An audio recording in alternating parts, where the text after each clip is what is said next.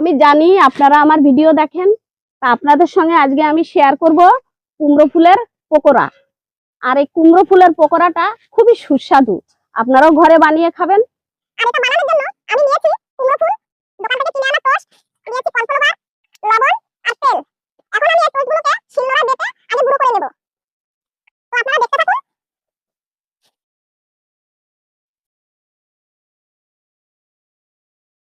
কুমড়ো ফুলটা রেডি। এবার কর্নফ্লাওয়ারে সামান্য নুন দিয়ে একটু জল দিয়ে গুলিয়ে নেব। কর্নফ্লাওয়ারের মধ্যে ডুবিয়ে তারপর আমি একটা একটা করে এভাবে বিস্কুটের গুঁড়োগুলো দিয়ে মেখে নেব। এইভাবে মেখে মেখে আমি সবকটা আগে তৈরি করে নেব। দেখুন সবগুলো রেডি করে নিয়েছি, এবার একটা একটা করে ভেজে নেব।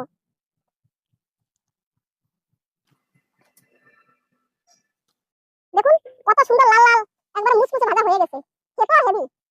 তো আপনারা ওইভাবে বাড়িতে বানিয়ে